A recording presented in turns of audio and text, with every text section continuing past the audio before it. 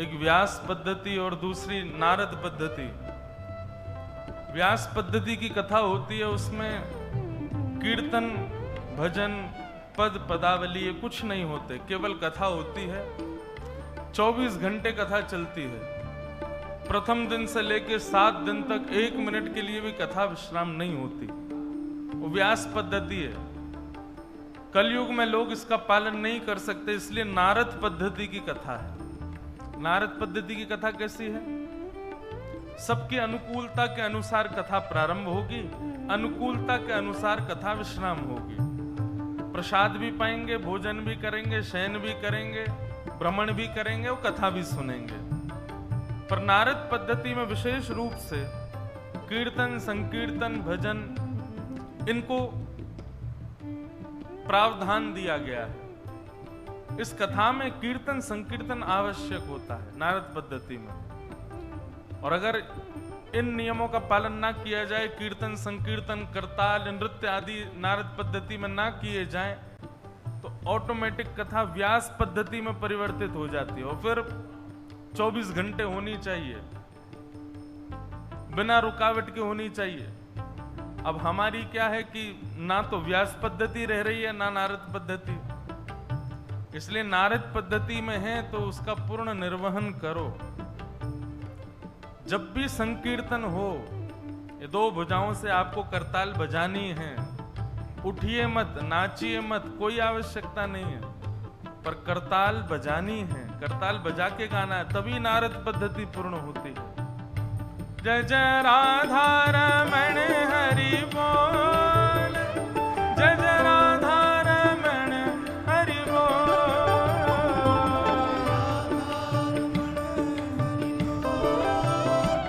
जय जय राधा रमण हरि बोल, हे पंडरीनाथ रमण हरि बोल, विठलनाथ रमण हरि बोल,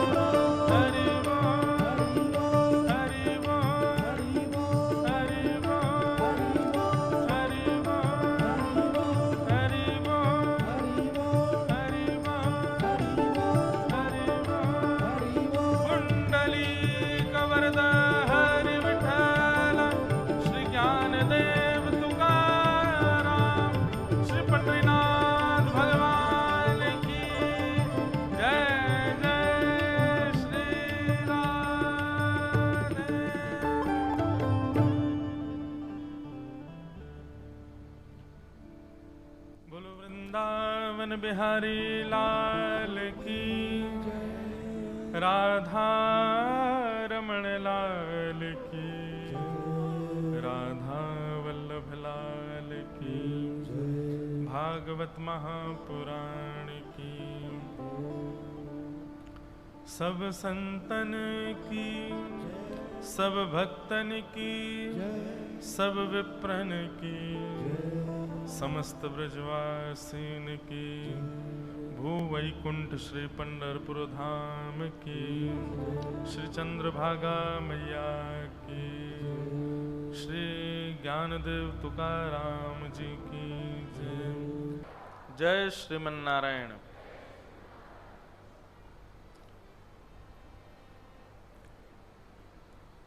बड़ी कृपा है ठाकुर जी की। श्री पंढरपुर धाम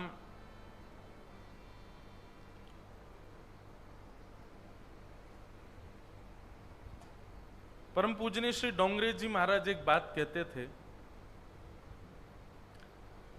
कि ठाकुर जी की जब द्वारिका लीला विश्राम होने लगी तो ठाकुर जी ने मन में विचार किया कि अब हम क्या करें। तो वैकुंठ जाने की इच्छा तो बहुत थी, भैया इसको ठीक करो, ऐसे गूंज नहीं, बिल्कुल नॉर्मल करो।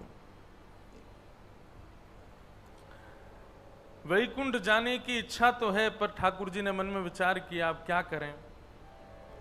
वैकुंठ तो नहीं जाने का भाव है, द्वारिका में रह नहीं सकते, तो ठाकुर जी के मन में विचार आया कि हम वृंदावन चलते हैं।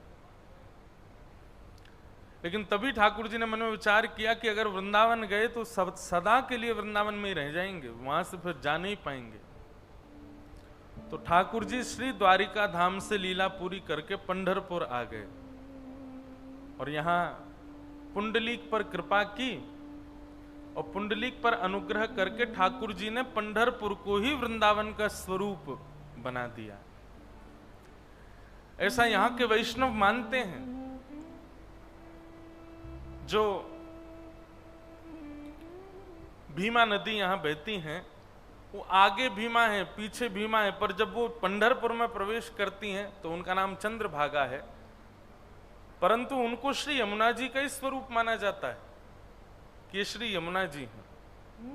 पंढरपुर को श्री वृंदावन का ही स्वरूप माना जाता है। यहां पास में गोपालपुर नाम का गांव है, उसको गोवर्धन का स्वरूप माना जाता है। वहां ठाकुर जी ऊंचाई पर विराज रहे हैं। कई भक्तों को, कई रसिक जनों को ठाकुर जी ने यहां पर ब्रज की लीलाओं जैसा दर्शन कराया है। सखाओं के साथ क्रीड़ा कर रहे हैं, किसी के घर पर कुछ माखन खा करके आ रहे हैं, ऐसी ब्रज लीलाएं ठाकुर जी ने पंढरपुर में प्रकट की हैं। थोड़ी शार्पनेस कम करो। बोलो पंडरीनाथ भगवान की जय।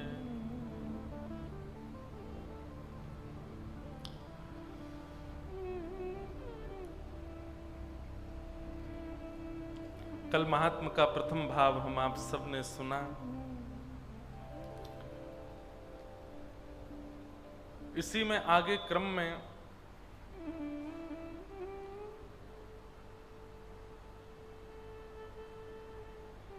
नारद जी महाराज सनत कुमारों से प्रश्न करते हैं और उस प्रश्न में ये जिज्ञासा प्रकट करते हैं कि नाथ,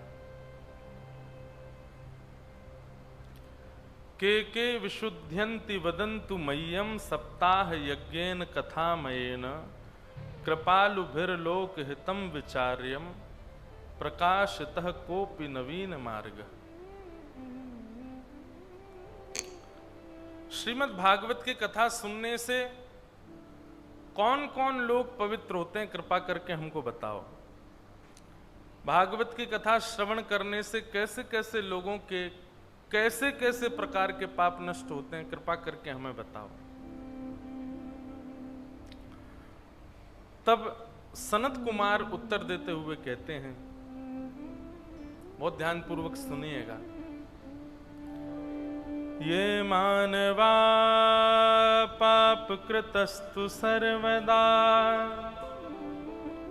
सदा दुराचार रता विमार्गगा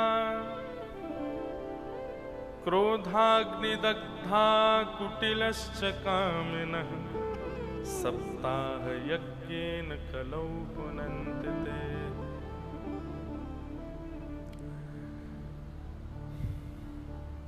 सनत कुमार कहते हैं, जिस मानव ने अपने जीवन में सारे पाप किए हों, ये मानवा पाप कृतस्तु सर्वदा, और वो यदि श्रीमद् भागवत की कथा सुने तो भागवत जी उस पर अनुग्रह करेंगी और वो अपने पाप से रहित होता चला जाएगा। अच्छा, एक बात,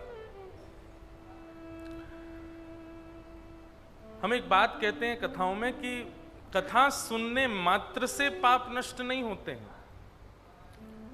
कथा में जब तक आप सत्संकल्पित नहीं हो जाओगे कि हमको अपना ये पाप जो है निवृत्त होना है, अपना जो ये दुर्भाव है इससे हमें मुक्त होना है, तभी आप पाप निवृत्त हो पाओगे।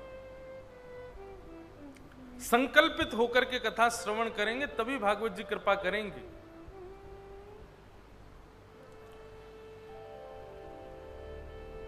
कोई व्यक्ति बहुत पाप किया है और वो कथा में आकर के बैठ जाए और उसके बाद वो शुद्ध हो जाएगा, ऐसा कम चांस है।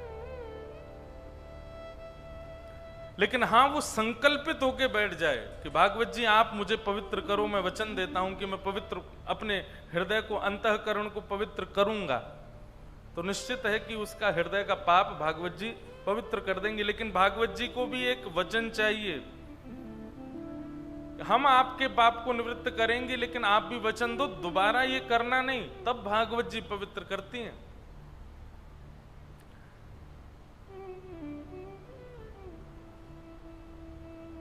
ये मानवा पाप कृतस्तु सर्वदा सदा दुराचार रता विमार्ग का क्रोधाग्नि दग्धा कुटिलश्च कामिनः सप्ताह यज्ञेन कलौ पुनन्तिते। आप संकल्पित होकर के कथा में बैठिए और भागवत जी को वचन दीजिए कि हे भागवत जी आप हमें पवित्र करो, हम वचन देते हैं कि पुनः ऐसा नहीं करेंगे, तब भागवत जी पवित्र करती हैं। और कहीं आपने पुनः वो पाप करने का प्रयास किया, भागवत जी ने आपको पवित्र कर दिया, आपके पाप निवृत्त कर दिए, और कथा सुनने के बाद यदि आपने वो पुनः दोहराया तो उसका दुष्परिणाम ये होगा कि वो पाप तो लगेगा, लेकिन पुराने पाप भी जो आपने गंगा स्नान से नष्ट किए हैं, जो आपने व्रत अनुष्ठान से खत्म कर दिए हैं, जो अपने भजन साधन से आपने समाप्त कर दिए हैं, वे सब भी पुनः प्रकट हो जाएंगे।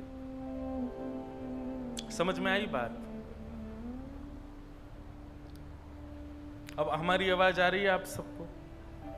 सुनाई दे रहा है क्या बोल रहे हैं? बस हमें नहीं आ रही, लेकिन हमें ऐसा लग रहा है कि हम बोल अब रहे हैं, आवाज 1 मिनट धीरे आ रही है।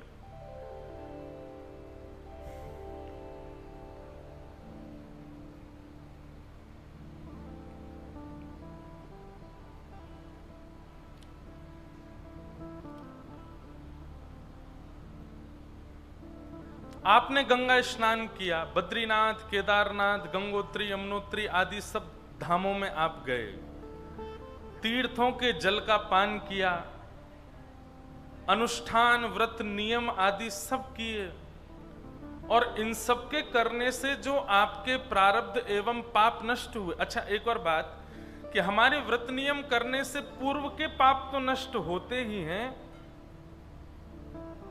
कई बार प्रारब्धों से जीवन में आगे जो आप गलत करने वाले हो वो भी शुद्ध हो जाता है।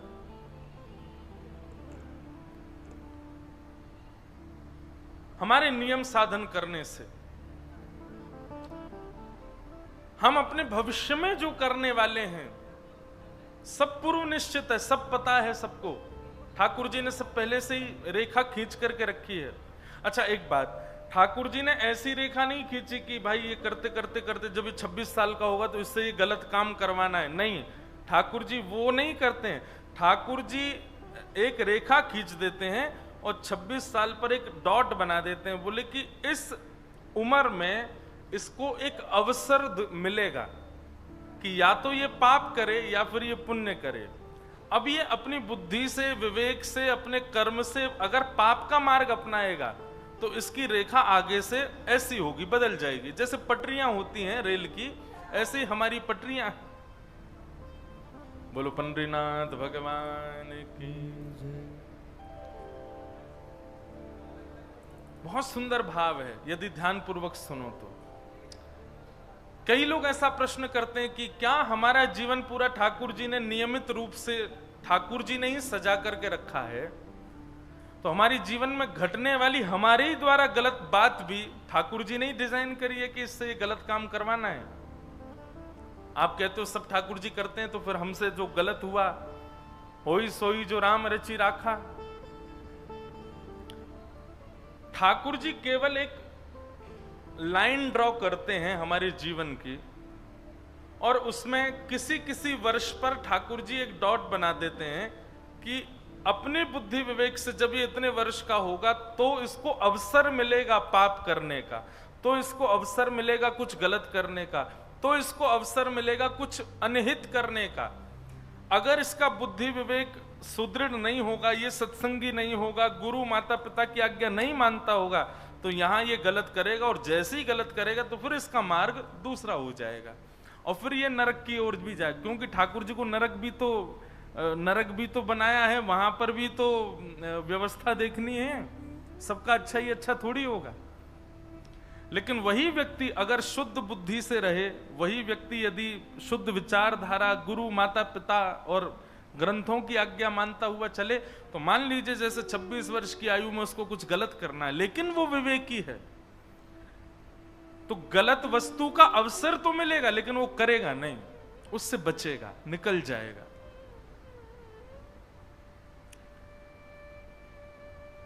अवसर सबके जीवन में आता है गलत करने का, अवसर सबके जीवन में आता है भोग भोगने का, अवसर सबके जीवन में आता है दूषित क्रिया करने का।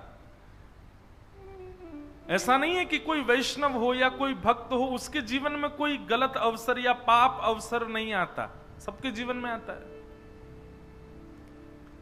लेकिन वे अपनी मर्यादाओं को समझते हुए, अपने गुरुजन की आज्ञा, अपने माता पिता की आज्ञा, अपने परिवार के एक डेकोरम को समझते हुए उस चीज को नहीं करते हैं, उससे निकल जाते हैं। ऐसे ही पापियों के जीवन में, दूषित कर्म हमेशा करने वालों के जीवन में अवसर आता है सुधरने का, अवसर आता है कुछ अच्छा करने का, अवसर आता है भगवत सन्निधि प्राप्त करने का, लेकिन वो उसको नकार देते हैं, नहीं अपनाते और वैसे ही बने रहते हैं जैसे हैं।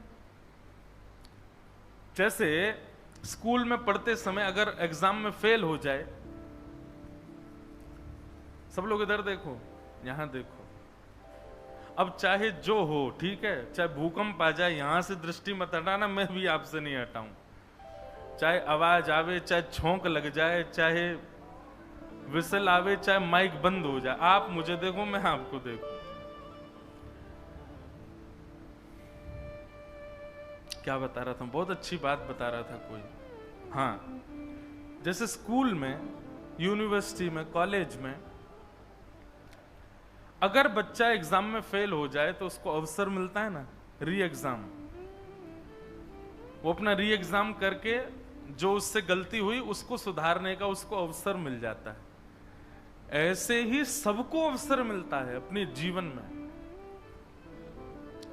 लेकिन उन अवसरों को प्राप्त करने के बाद भी जो नहीं संभलता,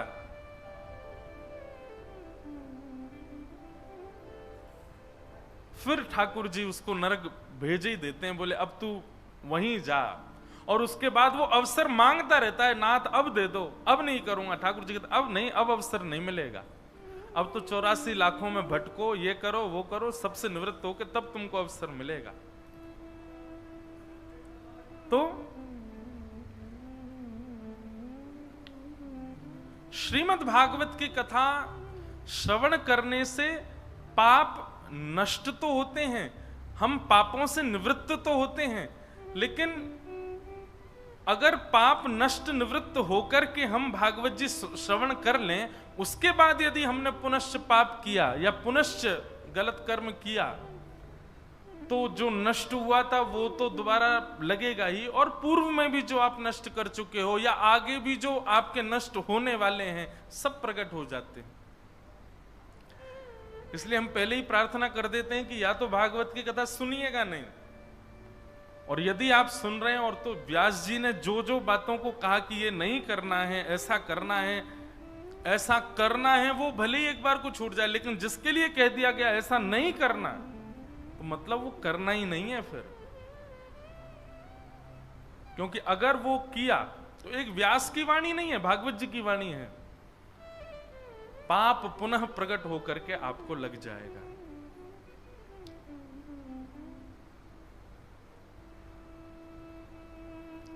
इसलिए भैया कथा सुनने से, गंगा जी स्नान करने से, चंद्रभागा में स्नान करने से, आषाढ़ी एकादशी के दिन पंडरीनाथ भगवान का दर्शन करने से, कपाट खुलने पर बद्री विशाल भगवान का दर्शन करने से, दीपावली पर लक्ष्मी पूजन करने से, आदि आदि ये जो बातें बताई जाती है ना, इनसे पाप नष्ट होते हैं। हो तो जाते हैं, पर आपका स्वभाव यदि करने का ही है बार बार पाप, तो नष्ट नहीं होते। मूल रूप से तो भैया बात यह है कि इन सब अवसरों पर आप अपने स्वभाव को नष्ट करो गलत करने के, तो पाप नष्ट होता है।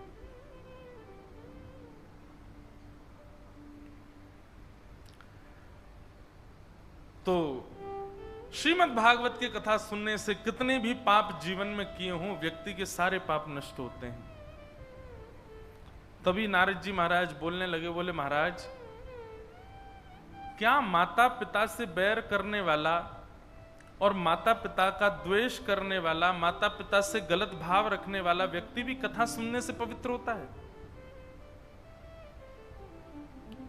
क्योंकि माता पिता से बैर करने वाले को तो कहते हैं कि ठाकुर जी के सामने यदि खड़ा हो जाता है ऐसा व्यक्ति जाकर के, तो ठाकुर जी भी मन में विचार करते हैं कि मेरा अभिषेक करके पुनः स्नान कर दो, इसके आने से मैं भी अपवित्र हो गया। मातृ पितृ दोष जिसके चित्त में है, माता पिता से द्वेष जिसके चित्त में है, ऐसे को ठाकुर जी कभी स्वीकार नहीं करते, वो चाहे कितनी भी अनुष्ठान करता हो। और आप कह रहे हो कि भागवत की कथा सुनने से मातृ पितृ दोष से युक्त व्यक्ति भी ठीक हो जाता है। तब सनत कुमारों ने कथा सुनाते हुए कहा, सुनो हम तुम्हें एक कथा सुनाते हैं। तुंगभद्रा नदी के तट पर एक आत्मदेव नाम के ब्राह्मण रहते थे। धुंधुली नाम की उनकी एक पत्नी थी। कोई संतान नहीं थी और संतान ना होने के कारण वो बड़े विचलित रहते थे।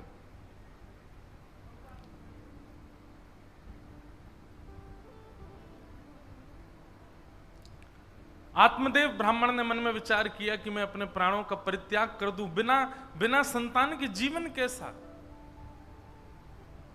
बंधु एक बात सुनिएगा, जीवन में आपको जो भी मिल रहा है वास्तव में वो आपके लिए उचित है, इसीलिए आपको मिल रहा है। और जो आपको नहीं मिल रहा है इसमें भी यही विचार कीजिए कि वो आपके लिए उचित है कि आपको नहीं मिल रहा। उसके लिए ज्यादा बेचैन मत होइए, सब्र कीजिए, विश्वास कीजिए, आपके लिए उपयोग होगा तो निश्चित मिलेगा। और आपके लिए उपयोगी नहीं है तो आप कितने भी प्रयास कर लीजिए, नहीं मिलेगा। तो क्यों व्यर्थ जीवन में हम समय गवाते हैं।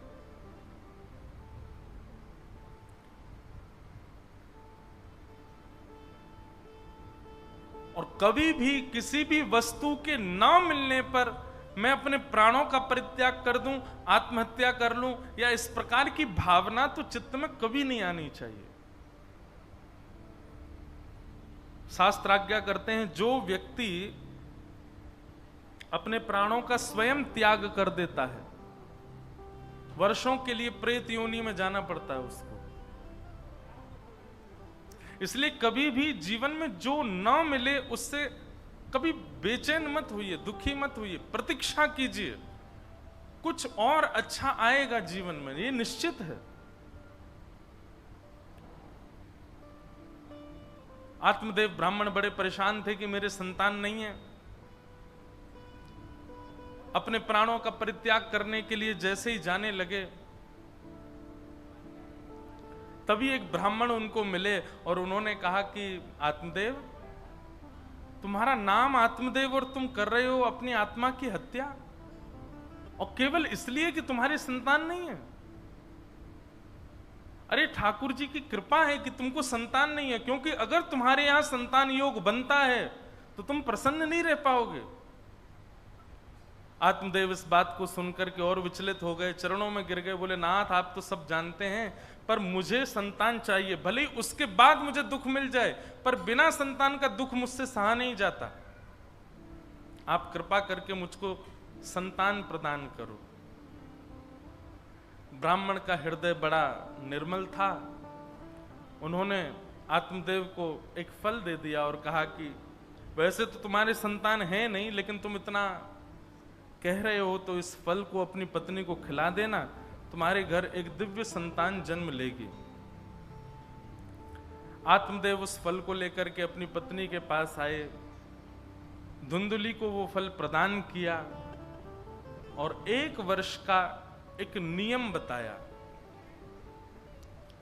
सत्यम शौचम दया दानम एक भुक्तुम तु भोजनम वर्षावधि स्त्रिया कार्यम तेन पुत्रोति निर्मल।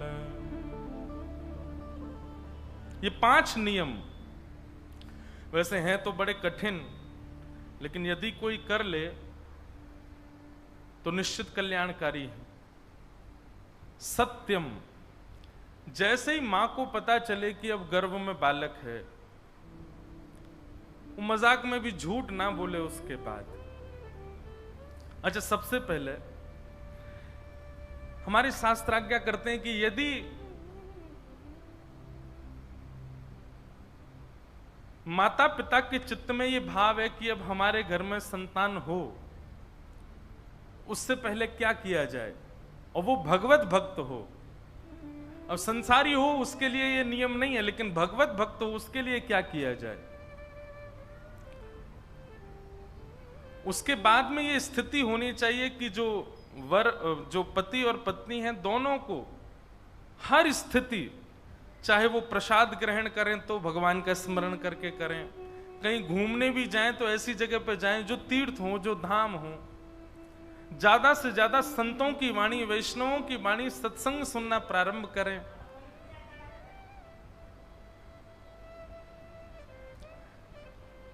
अपनी दिनचर्या में जितना ज्यादा हो सके भगवत स्मरण करें। इस प्रकार के नियमों का पालन करते हुए और हरि को प्रणाम करके कि नाथ, हमें आपके भक्त की कामना है, संतान वंश वृद्धि के लिए या फिर धन वृद्धि के लिए, आदि आदि वृद्धि के लिए हो, ऐसी हमारी कामना नहीं है। हमारी कामना केवल यह है कि जो भी संतान हो वो आपका हरि भक्त हो, आपका चरण सेवक हो। ऐसी भावना के साथ गर्भ में बालक आए तो वो भक्त होगा। फिर उसके बाद मां को क्या चाहिए, जब तक बालक गर्भ में है, सत्यम, सबसे पहली बात सत्य का वाचन करे। दूसरी बात शौचम, परम पवित्रता रखे, अपने आसपास भी कोई गंदगी ना रखे। सत्यम शौचम। तीसरी बात दया, सब पर दया करे, शत्रु भी आ जाए उस पर भी दया करे। सत्यम शौचम दया। और चौथा दानम, नित्य दान करे, अन्न दान, धन दान, वस्त्र दान, जो भी दान कर सके। जब तक बालक का जन्म ना हो तब तक नित्य दान करे। सत्यम शौचम दया दानम। और 5वां और अंतिम, एक भुक्तुम तु भोजनम। 5वां थोड़ा कठिन है, लेकिन अब इसके लिए तो वैद्यों से, डॉक्टरों से, घर के लोगों से पूछ ले। एक भुक्तुम तु भोजनम,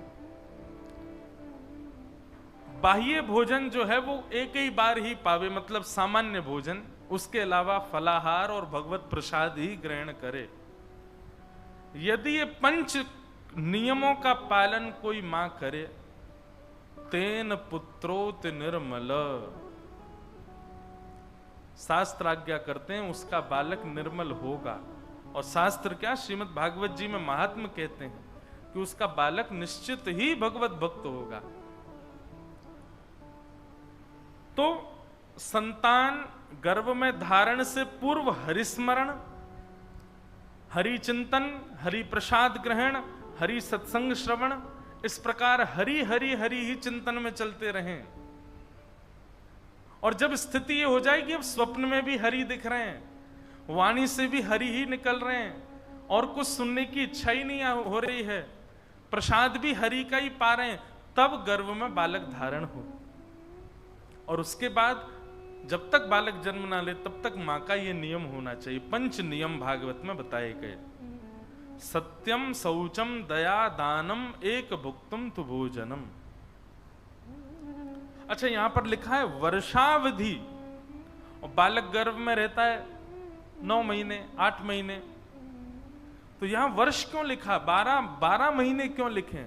तो बोले कि भाई जब मां के हृदय में ये भाव आए कि अब भगवत भक्त बालक गर्भ में होना चाहिए, तब से ही नियम प्रारंभ कर दे। उस नियम के मध्य में ही बालक गर्भ में आएगा, ऐसा भाव है। इसलिए वर्षावधि लिखा है, 1 महीने एक वर्ष तक। इस नियम को प्रारंभ कर दे बस, और फिर जब तक बालक जन्म ला ले तब तक यही नियम रखे अपना। उनका बालक निर्मल भक्त होगा, श्री नामदेव जी जैसा, श्री तुकाराम जी जैसा, श्री भक्त प्रहलाद जैसा, ध्रुव जैसा, स्वामी विवेकानंद जैसा।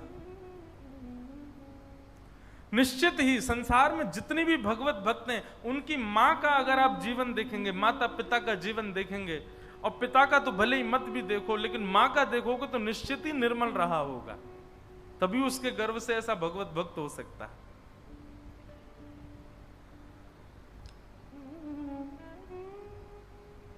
एक चीज हमने देखी, अनुभव की है, भाई लोगों के कर्म, भाई लोगों की भक्ति, भाई लोगों के जप तप नियम अनुष्ठान, उनका फल घर में कम लगता है। माताओं के नियमों का, माताओं के कर्मों का, माताओं के भावों का फल ज्यादा लगता है बच्चों को, परिवार के लोगों को।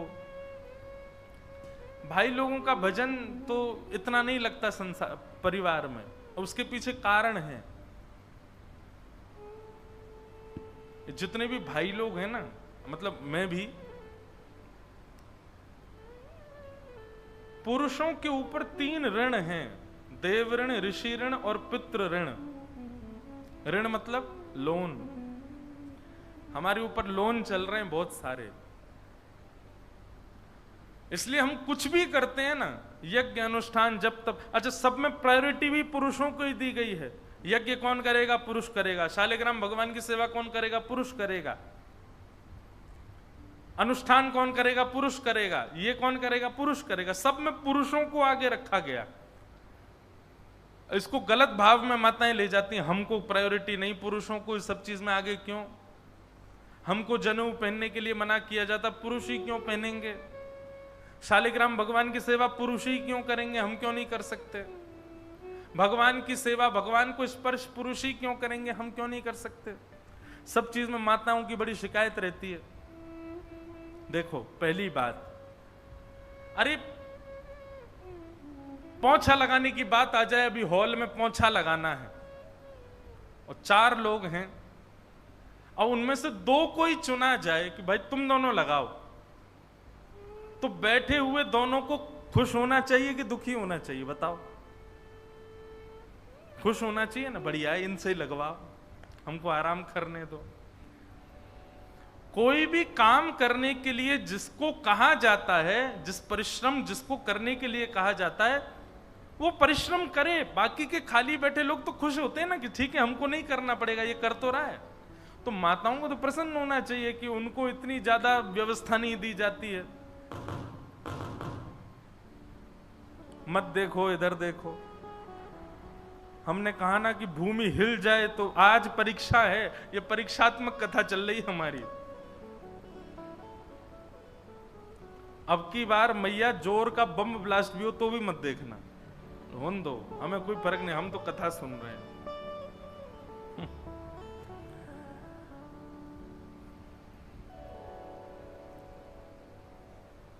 लो, आपके चक्कर में मैं भूल जाता हूं क्या सुना रहा था, क्या बता रहा था। हाँ, तो पुरुषों के ऊपर ऋण रहता है, देव ऋण, पितृ ऋण, ऋषि ऋण, 3 प्रकार के ऋण हैं हमारे ऊपर। इसलिए हम कुछ भी करते हैं ना, हमने यज्ञ किया, अनुष्ठान किया, शालिग्राम जी की सेवा की, पंडरीनाथ भगवान की सेवा की, जप किया, नियम किया, तो वो हमारा ऋण ही इतना हमारे ऊपर चढ़ा हुआ है कि वो वहीं खटता रहता है, वहीं लगता रहता है, हमको मिल ही नहीं पाता उसका कोई भी फल। लेकिन माताएं बहनों पर कोई ऋण नहीं है, वो कुछ भी पुण्य करती हैं ना, और वे पुण्य करके जब उसका फल लेती हैं तो पूरा पूरा फल उनको मिलता है। अब माताएं बहनें जिसको चाहें वो फल दे सकती हैं। अगर अपने पुत्र को चाहें तो वो फल पुत्र को मिल जाता है, वो फल पति को मिल जाता है, बेटी को मिल जाता है, पूरे परिवार को मिल जाता है। तो अधिकतर माताओं के द्वारा किया गया भजन पूरे परिवार को मिलता है, भाइयों के द्वारा किया हुआ नहीं मिलता। हाँ, वो बात अलग है कि एक स्थिति आई कि वो भाई जो है वो अपने जीवन के सारे ऋणों से उऋण हो गया, तब ऐसा होता है कि उसका फल परिवार को लगने लग जाए।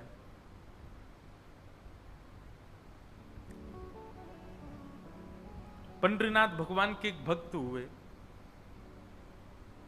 उनका नाम था श्रीनिवास। क्या नाम था? पुरिया धनाश्री।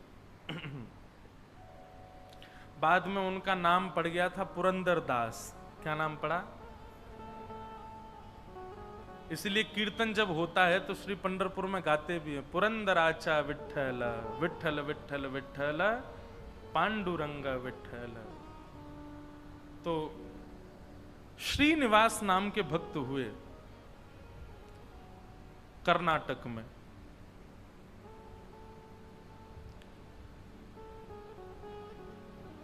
उनकी पत्नी का नाम लक्ष्मी था, लक्ष्मीबाई, और मूल रूप से भी वो लक्ष्मीपति ही थे। इतना धन था उनके पास में,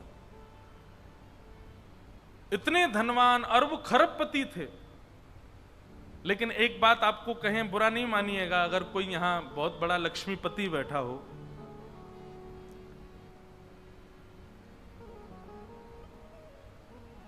लक्ष्मी जिनके पास अधिक मात्रा में आ जाती है ना, 99% ऐसा होता है कि वो यज्ञ में निष्ठा रखेंगे, वो अनुष्ठानों में निष्ठा रखेंगे, वो इस प्रकार के क्रियाकलाप खूब करा देंगे, लेकिन उनके चित्त में भाव की कमी होती है, भाव उतना नहीं होता। प्रेम लक्षणा भक्ति धनवान को नहीं मिलती, ये क्षमा करें। प्रेमी भक्त जितने ठाकुर जी के मिलेंगे, वो बात अलग है कि कोई मीराबाई जैसी कोई एकाधी ऐसे निकलते हैं कि जो राजघराने में होते हुए भी ठाकुर जी के परम भक्त हो जाते हैं, नहीं तो वैभव जब चारों ओर होता है ना, ठाकुर जी की प्रेम लक्षणा भक्ति चित्त में नहीं आ पाती। तो श्रीनिवास जी बहुत धनवान थे, लेकिन बिल्कुल भी दान नहीं करते थे, पुण्य नहीं करते थे, बिल्कुल भी किसी को धन देते नहीं थे, महाकंजूस थे। लेकिन उनकी पत्नी जो थी वो परम भक्ता, परम वैष्णवी। पत्नी की भक्ति से ठाकुर जी के चित्त में आया कि ये इतनी भक्ता है तो इसका पति भी भक्त होना चाहिए। यही बात मैं बताना चाहता हूं कि जब मां भक्त होती है तो पुत्र के ऊपर मां के भक्ति के प्रभाव से पुत्र में वो अंश आ जाते हैं भक्ति के, और वो ठाकुर जी प्रदान करते हैं। पत्नी की भक्ति से कई बार पति भक्त हो जाता है। माताओं की भक्ति लगती है पूरे परिवार को। तो श्रीनिवास जी की जो पत्नी है लक्ष्मीबाई, वो बड़ी भक्त है, पर श्रीनिवास जी धनवान तो खूब हैं पर दान पुण्य कुछ नहीं करते। ठाकुर जी के मन में आया कि लक्ष्मीबाई तो इतनी हमारी भक्त है, इसका पति श्रीनिवास भी हमारा भक्त होना चाहिए। तो ठाकुर जी एक दीनहीन से ब्राह्मण का रूप बना करके एक सामान्य से बड़े अति दीन ब्राह्मण का रूप बना करके श्रीनिवास जी की दुकान पर आ गए। उनका बढ़िया कुछ व्यापार था, वहां पहुंच गए। श्रीनिवास जी बोले, कहिए विप्र देवता, क्या सहायता करें आपकी?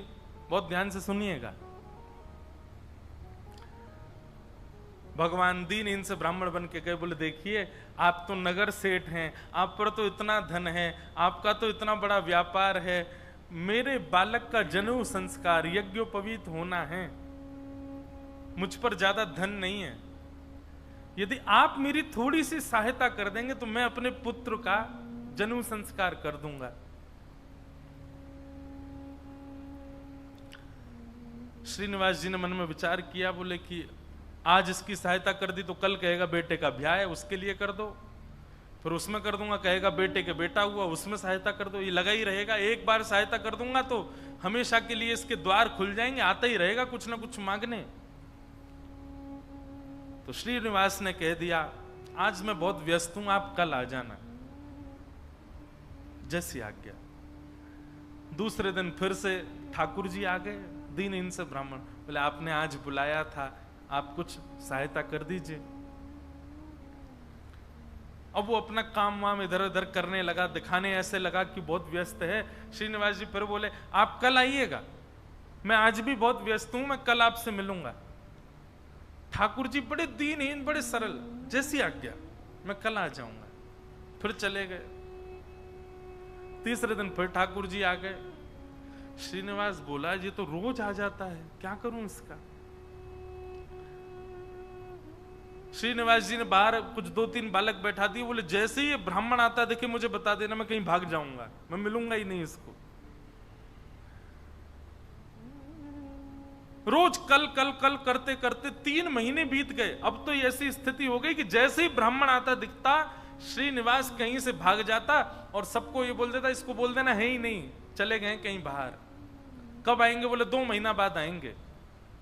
2 महीना की तो छुट्टी मिले। ठाकुर जी बोले मैं 2 महीना प्रतीक्षा कर लूंगा, 2 महीने बाद आ जाऊंगा। और ठीक उस तिथि के 2 महीना बाद ठाकुर जी फिर आ गए।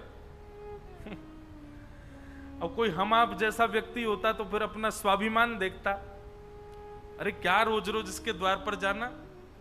लेकिन वो तो ठाकुर जी है ना, ठाकुर जी को स्वाभिमान थोड़ी रहता है। ठाकुर जी को तो ये इस पर कृपा करनी है मुझे, वो तो ढीठ बन जाते हैं। और ढीठ भी नहीं, हमारे ब्रज में तो ऐसा विनोद में कहते हैं ठाकुर जी महाढीठ बन जाते हैं। एक बार एक भक्त की कथा आती है कि उससे सब लोग कहते थे गंगा जी स्नान करने जाओ। वो गंगा जी इसलिए नहाने नहीं जाता था कि वहां पंडे पुजारी पकड़ लेंगे, कहेंगे दक्षिणा दो, वो दक्षिणा नहीं देनी पड़े, इसलिए गंगा जी नहीं नहाता था। पत्नी ने एक दिन कहा मैं भोजन नहीं बनाऊंगी और मैं मायके चली जाऊंगी अगर आप गंगा स्नान करके नहीं आए तो गंगा स्नान करने गया तो साधारण घाटों पे नहीं गया, उस घाट पे गया जहां पर शव जलाए जाते हैं। वहां पे पंडे पुजारी होते ही नहीं है। बोलो वहां नहाऊंगा तो कोई नहीं आएगा। कंजूसों की भी। अच्छा एक और चीज, हमने कई भक्तों के चरित्र देखे, कंजूसों से भी ठाकुर जी की बड़ी मैत्री है। दान पुण्य करने वाले तो ठाकुर जी के हैं ही, लेकिन जो कंजूस होते हैं ना ठाकुर जी उनका भी पीछे छोड़ते नहीं है, कैसे ना कैसे भी करके उनका पैसा निकलवाते ही हैं।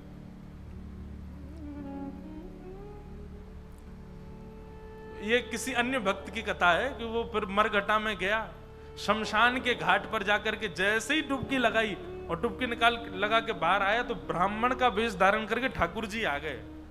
आइए आइए यजमान, जय हो, बड़े दिनान में देखो। बोले तुम यहां भी आ गए? बोले हम तो सब जगह रहते हैं। लाओ लाओ भैया, आज हमारी सुबह से किसी ने तिलक बिलक नहीं किया, लाओ चलो कुछ दक्षिणा दो। वो कथा बड़ी लंबी है, बड़ी प्रसिद्ध भी है। उसने कहा घर आ जाना, तो ठाकुर जी घर पहुंच गए। पत्नी ने कहा बाहर ब्राह्मण खड़ा है, उसको दक्षिणा देनी है। कंजूस व्यक्ति बोला, बोले उनसे कह दो आज बीमार हैं, कल आ जाएगा। पत्नी ने जाके कह दिया, बोले हमारे पतिदेव तो बीमार हैं। बोले यजमान बीमार हो गया, मैं तो यहीं बैठ करके उसका अनुष्ठान करूंगा, जब तक ठीक नहीं हो जाएगा अनुष्ठान करता रहूंगा मैं। ठाकुर जी भारी जपमाला लेकर के बैठ गए। पत्नी ने अंदर जाके बताया, बोले वो तो बाहर अनुष्ठान कर रहे हैं, तुम ठीक हो जाओ तब जाएंगे। मन में विचार करने लगा, बोले जाएगा नहीं। सुनो बाहर जाके उसको कह दो पतिदेव तो पधार गए, भगवत धाम चले गए। पत्नी बोली 1 रुपया ही तो देना है, दे दो जाके। बोले क्यों दे दो? तुमको क्या पता कितनी मेहनत से कमाया जाता है? मना कर दो, कह दो पधार गए वो तो। पत्नी बेचारी थोड़ी रोती रोती सी गई, बोले आप अब चले जाओ, पतिदेव तो पधार गए। ठाकुर जी बाहर ब्राह्मण बन के बैठे। ठाकुर जी बोले मेरे यजमान पधार गए, अंतिम संस्कार मैं करा के जाऊंगा। मेरे यजमान है, उनकी शव यात्रा में जाऊंगा, उनकी अर्थी मैं बनवाऊंगा, चिता में लकड़ियां मैं लगवाऊंगा, अपने हाथ से अपने हाथ से एक एक लकड़ी रखवाऊंगा, और मैं वेद मंत्र बोलूंगा, मेरे मंत्रों के उच्चारण से उनके अग्नि संस्कार होगा। मुझे नहीं चाहिए दक्षिणा, आप मत देना मुझको, अब मैं मुफ्त में उनका संस्कार करा के जाऊंगा। पत्नी दौड़ी दौड़ी गई, बोले 1 रुपया निकाल के दे दो, वो तो संस्कार कराने को तैयार है तुम्हारे।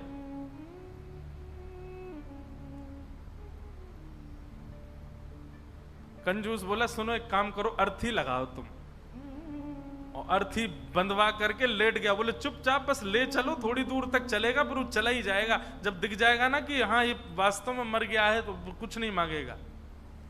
महाराज अर्थी पर चढ़ गया, राम नाम सत्य बुलवाता हुआ जा रहा है शमशान, लेकिन 1 रुपया नहीं दे रहा है। ठाकुर जी भी चल रहे, बोले तू ढीठ है, मैं महा ढीठ हूं, मैं भी लेके ही जाऊंगा। शमशान पहुंच गए, वहां पर चिता बन गई, चिता में शव को रख दिया। उसका छोटा बच्चा वो अपने पिता के पास जाके, पिताजी दे दीजिए ना, वो यहीं खड़ा है, वेद मंत्र बोल रहा है, आपके सारे तो पिंडदान करवा दिए उसने, अब दे दीजिए उसको। बोले तू कुछ मत कर, तू परिक्रमा लगा के चिता में अग्नि लगा, जैसे ही थोड़ी अग्नि प्रज्वलित होगी चला जाएगा, मैं उठ के बाहर आ जाऊंगा। बालक ने जैसी चिता में अग्नि लगाई, चिता जलने लगी। ठाकुर जी के मन में विचार आया, बोले भैया भगत, मैं हारा तू जीता, तू निकल के बाहर आ। तुरंत उसका हाथ पकड़ करके खींचा और ठाकुर जी अपने रूप में प्रकट हो गए। वाह भाई, तेरी कंजूसाई पर हम तेरे पर न्यौछावर हो गए, वाह ऐसी कंजूसाई। ऐसे अद्भुत अद्भुत भक्त हुए ठाकुर जी के।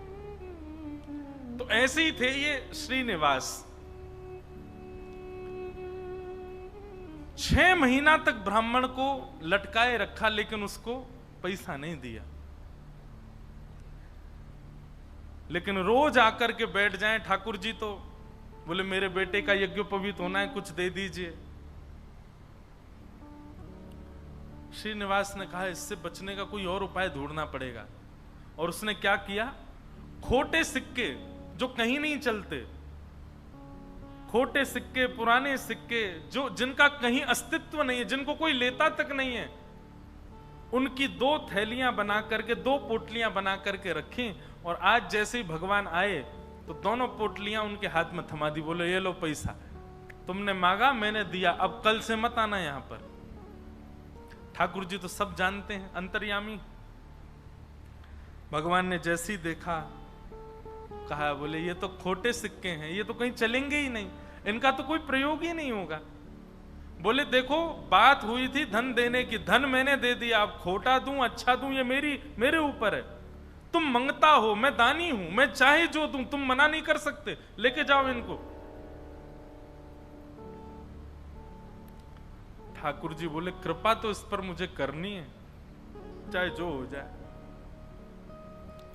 ठाकुर जी चुपचाप श्रीनिवास के घर पहुंच गए। और घर जाकर के उनको पता था कि पत्नी परम भक्ता है।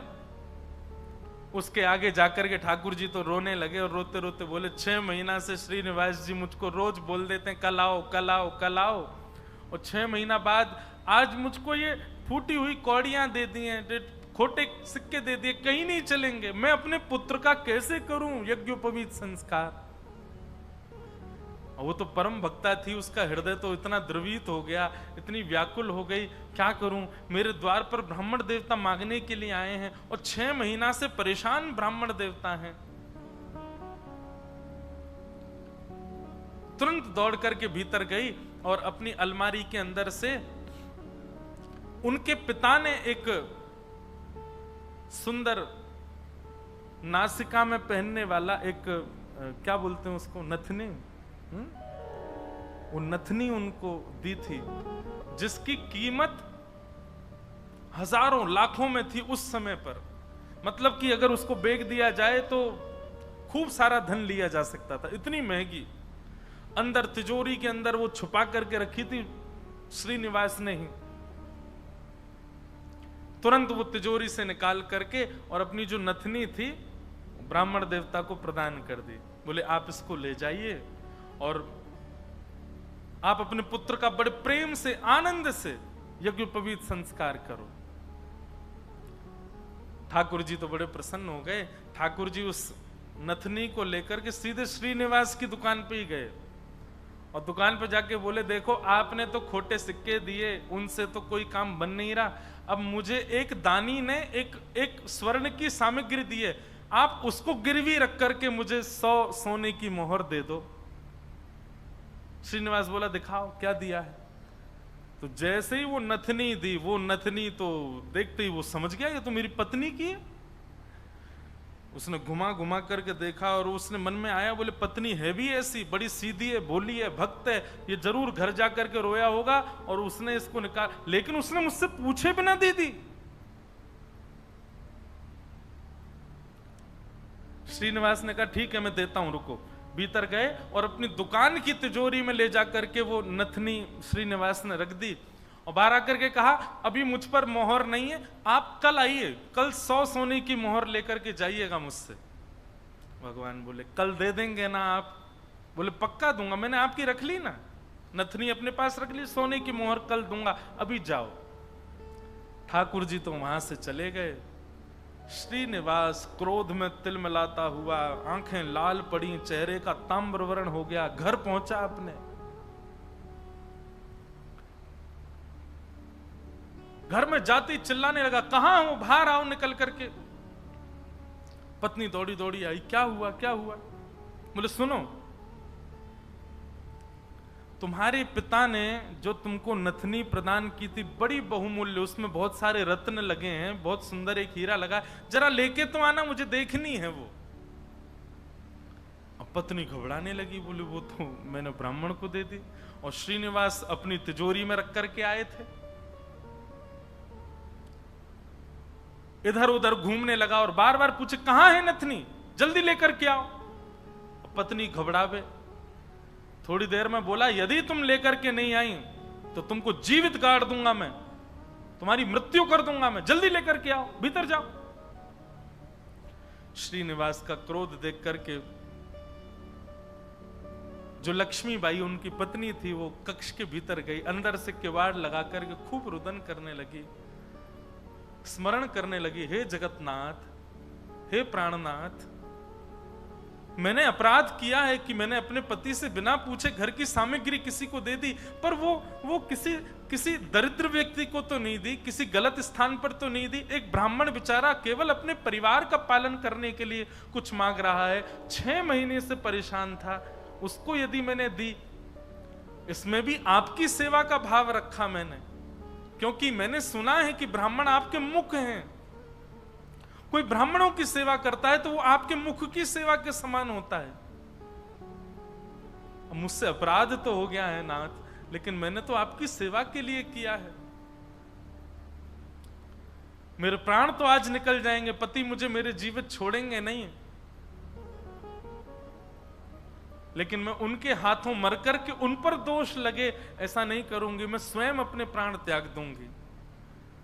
और उन्होंने तभी वहां कक्ष में कुछ ऐसी सामग्री थी, उससे विष लेकर के एक कटोरी में और पीना चाहा, और अंत समय में बस एक भावना रखी, हे मेरे ठाकुर जी, केवल आप उस ब्राह्मण को सुरक्षित रखिएगा, उसके परिवार को सुरक्षित रखिएगा, कहीं ये लड़ते झगड़ते उसके ऊपर आक्षेप ना डाल दें, उसके ऊपर कोई कष्ट ना दे दें, उसके बालक का अच्छे से यज्ञोपवीत संस्कार हो जाए, मेरी बस यही प्रार्थना है। मैं प्राण इसलिए नहीं त्याग रही हूं कि मेरे साथ कुछ गलत हुआ, कुछ अन्याय हुआ, मैं प्राण इसलिए त्याग रही हूं नाथ कि कहीं मेरे पति के ऊपर कोई आक्षेप ना लगा दे, और आप नाथ कृपा करना, मेरे तो प्राण निकल जाएंगे पर मेरे जीवन की शेष भक्ति जो है वो मेरे पति के जीवन में आ जाए। ऐसा कहते ही जैसे ही विष मुख के पास लेकर के पान करने लगी लक्ष्मीबाई, तभी एक खनक जैसी हुई, एक आवाज जैसी आई। नेत्र खोल करके देखा तो जो नथनी थी उनकी, वही ऊपर से गिरी है उस विष की भरी हुई कटोरी में। नेत्र खोल करके देखा तो ये तो वही नथनी है, ये तो मेरी नथनी है, ये यहां कैसे आ गई? ठाकुर जी को बार बार धन्यवाद कहने लगे। निश्चित ही श्री ठाकुर जी ने कृपा करके ये मुझे प्रदान कर दी। तुरंत उस पात्र को दूर रख करके, नथनी हाथ में लेकर के, भगवान पर विश्वास तो उनका था ही, प्रसन्न मुद्रा में द्वार खोल करके बाहर आई और बाहर आकर के श्रीनिवास जी को दिखा दी, लीजिए ये लो नथनी। अब यहां श्रीनिवास का दिमाग घूम गया। बोले नथनी तो मैं अपनी तिजोरी में रख करके आया हूं, ये अंदर से कैसे निकाल के लिए आई? उसने नथनी पकड़ी, बोले ये तुम्हारी है ना? बोले हाँ मेरी है, देखिए ना वही हीरा है, वही रत्न है, वही स्वर्ण है। श्रीनिवास बोला हाँ है तो वही। वो कुछ नहीं, बात ही नहीं करी, नथनी लेकर के सीधा अपनी दुकान पर गया और दुकान पर जाकर के तिजोरी, जो कि यथावत जैसी ताला आदि लगा के गया, जनेऊ में चाबी फंसा रखी थी, चाबी निकाल करके जैसे ही तिजोरी खोली और तिजोरी खोल करके भीतर देखा तो जिस तिजोरी में नथनी रखी थी वो वहां थी ही नहीं। श्रीनिवास तो व्याकुल हो गया, बोले ये कैसे संभव हो सकता है? वो तो घर गया, घर जाकर के पत्नी से कहने लगा, बोले मुझे सब सत्य बताओ, मुझे पता है कि ये नथनी अंदर नहीं थी, लेकिन मुझे सत्य जानना है कि ये अंदर आई कैसे। मैं तुम्हारे हाथ जोड़ता हूं, मुझे सत्य बताना। तब पत्नी ने सारा वृत्तांत बताया। बोले एक ब्राह्मण 6 महीने से आपकी दुकान के चक्कर लगा रहे थे, आपने उनको कुछ नहीं दिया, वही मेरे पास आए तो मुझे कुछ नहीं मिला, तो मैंने वो नथ उनको प्रदान कर दी। बस मैंने उनको प्रदान की थी, अब आपको कैसे इसका पता चला ये नहीं। तो फिर आगे श्रीनिवास ने बताया, बोलो ब्राह्मण मेरे पास आए और मेरे पास आके नथनी को उन्होंने गिरवी रखा, 100 सोने की मोहर मांगी थी, मैंने कल आने के लिए उनको कहा, मैंने तिजोरी में रखी, लेकिन तुम्हारे पास कैसे आई अंदर? पत्नी ने बताया, बोले जब आप बहुत क्रोध करने लगे तो भीतर जाकर के मैं विष पान करने की योजना बना रही थी, और जैसे ही मैंने विष अपने मुख से लगाया तभी खनक करके आवाज आई और जिस पात्र में विष था उसमें नथनी अपने आप आकर के गिर पड़ी। ये बात सुनते ही श्रीनिवास रुदन करने लगे, रोने लगे, और रुदन करते करते उनको वो बार बार ब्राह्मण की छवि दिखाई देने लगी और बार बार उसकी छवि में ठाकुर जी का रूप दिखने लगा। वो स्मृति आने लगी कि जब मैं कह देता था कल आ जाना, तो बेचारे ऐसे हाथ जोड़ करके, ठीक है बाबूजी मैं कल आ जाऊंगा, पर कल आप दे देंगे ना, मेरे पुत्र का यज्ञोपवीत होना है। ये सारी स्मृति श्रीनिवास के चित्त में उठने लगी और ये विश्वास प्रगाढ़ हो गया कि ये सामान्य ब्राह्मण नहीं थे, साक्षात ठाकुर जी थे।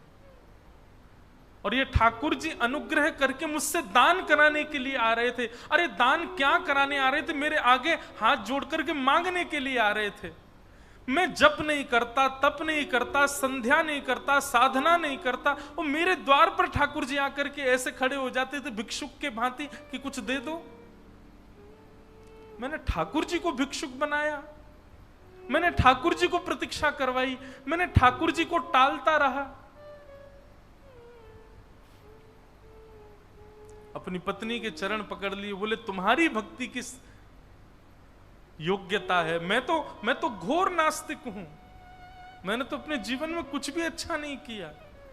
ये तुम्हारी भक्ति का प्रभाव कि ठाकुर जी मुझ पर अनुग्रह करने के लिए आ रहे हैं। मैंने ठाकुर जी को टहलाया, मैंने ठाकुर जी से प्रतीक्षा करवाई, मैंने ठाकुर जी को इतना कष्ट दिया इस संपत्ति के लिए, इस धन के लिए।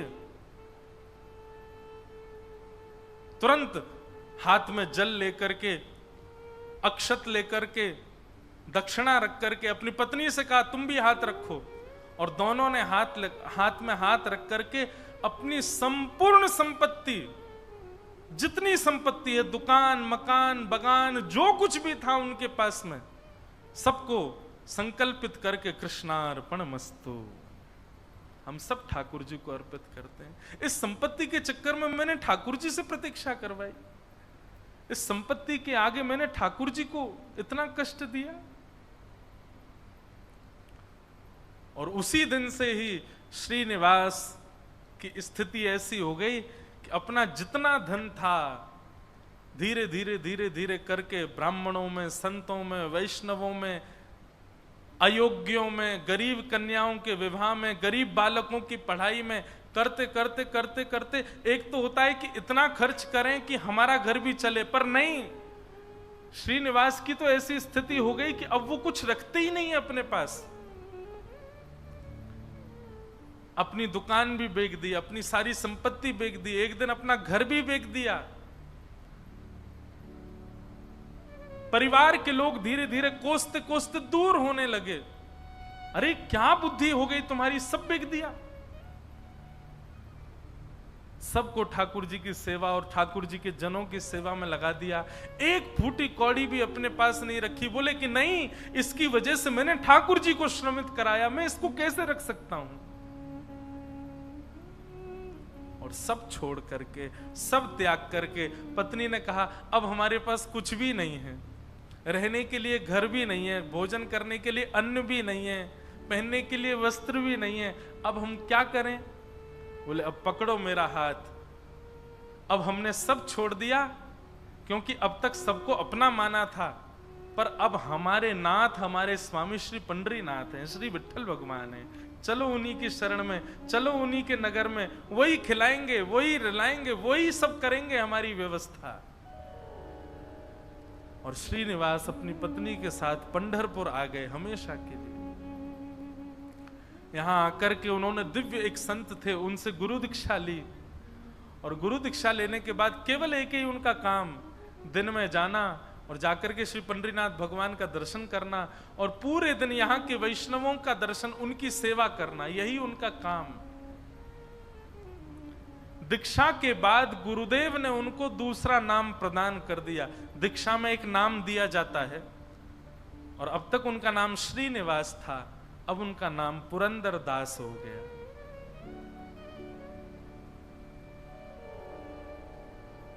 श्री पुरंदर दास चंद्रभागा नदी के तट पर बैठे रहते, दिन भर विठ्ठल